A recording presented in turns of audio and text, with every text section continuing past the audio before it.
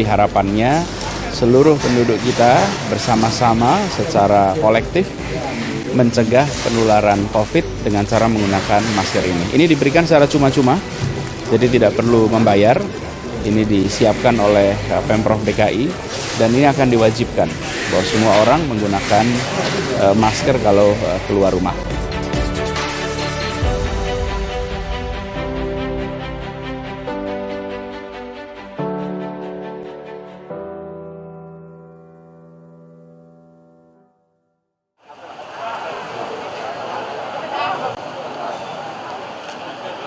Memang totalan Pak, jadi kita ajak mereka langsung cuci tangan dulu. Dan ini semua pasar sama ya? Sama Pak, semua pasar sama.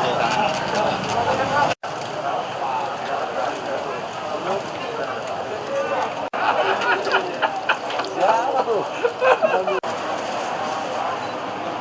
Pak Muji mana ya tadi? Pak Muji? Apa standby? Sampaikan kalau pakai ini Pak. Termogan Pak, termogan.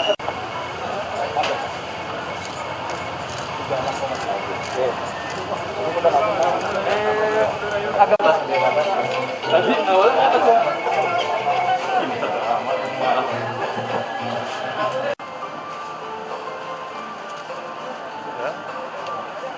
Terpisah sama alas sayur terus basah. Dan ini selama pandemi juga untuk melayani masyarakat.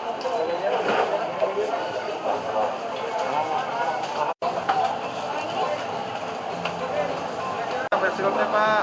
Ya santai. Gajinya nih santai.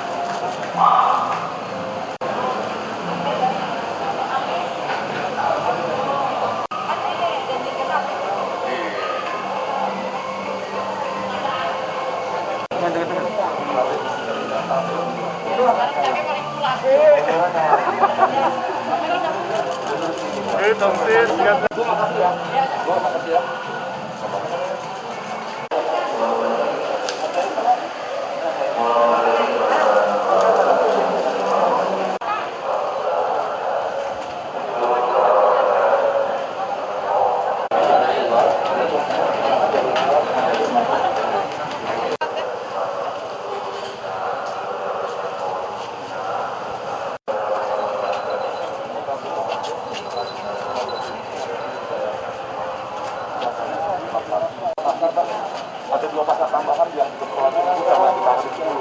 Akses masuk juga dari sini Pak. Nah, ini ada akses masuk kita.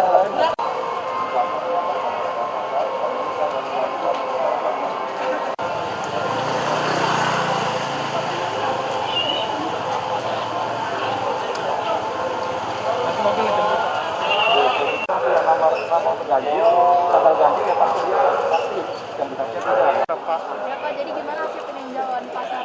Jadi hari ini saya ya bersama Pak Wali Kota, bersama anggota DPRD ya dan pimpinan DPRD, fraksi, ada anggota juga Pak Arif ya dan jajaran PD Pasar Jaya hari ini melakukan pengunjungan dalam rangka memastikan, mengecek bahwa kesiapan dari pasar di Jatinegara dan pasar-pasar lainnya di Jakarta ada 150 pasar. Saya dan jajaran ya diminta Pak Gubernur untuk membantu memastikan bahwa seluruh pasar ini harus siap. Pak Gubernur dan saya dan jajaran beberapa hari ini melakukan pengecekan di mal dan di pasar. Ya. Harapan kami tentu ya para pengelola pasar ya mempersiapkan ya mensosialisasikan protokol COVID kepada pengelola, pedagang dan pengunjung ya pasar itu sendiri. Karena unit-unit kegiatan dibuka.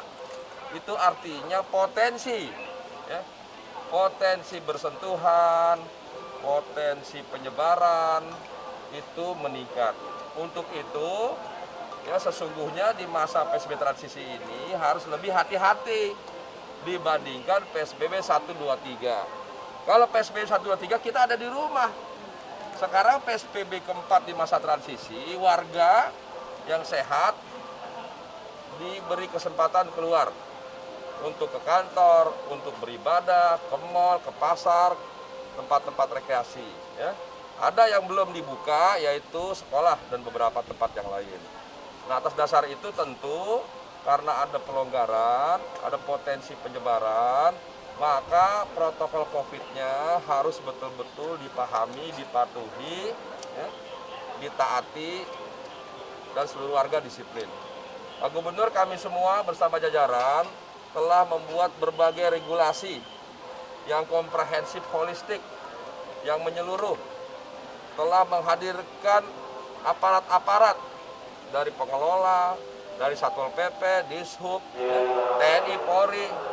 Bahkan karena dirasa kurang, ya mulai Senin juga nanti ASN ada yang ditugaskan khusus di pasar untuk memastikan bahwa jumlah petugas mencukupi.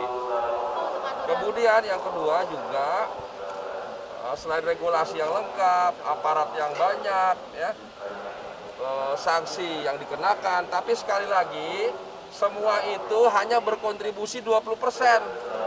Menurut para ahli, para pakar, ya, keberhasilan kita memutus rantai penyebaran COVID itu 80% ditentukan oleh perilaku warga. Sekali lagi 80% ditentukan oleh perilaku warga. Jadi warganya harus taat, harus disiplin, harus patuh kalau kita ingin memutus penyebaran COVID. Jadi berbagai regulasi, aparat, sanksi dan sebagainya yang kami siapkan itu cuma kontribusinya 20%. Jadi betul-betul melalui kesempatan ini kami sampaikan kepada seluruh warga, kalau bisa tetap di rumah, tetap di rumah. Kalau keluar itu kalau terpaksa dengan melaksanakan protokol COVID, ya. Saya kira itu. Saya terima kasih Pak Arief dan jajaran sudah mempersiapkan, ya, berbagai rambu-rambu, tanda-tanda, ya, sosialisasi. Sekali lagi butuh kesadaran dari seluruh warga, khususnya pedagang. Ya. Sudah diatur, ada mapnya, ada disinfektan, ada termogan, ada cuci tangan. Nanti secara berkala harus dilakukan disinfektan, ya. Dan seluruh warga harus wajib menggunakan masker. Waktu PSBB ketiga, ya, kita ada sanksi sosial, ada sanksi denda. Tapi kita hanya mengenakan sanksi sosial bagi warga yang tidak menggunakan masker. Di PSBB keempat masa transisi ini, apabila ada warga yang tidak menggunakan masker, tidak hanya nanti dikenakan sanksi sosial, membersihkan pasar umum, tapi juga kita kenakan denda 250.000. Ya.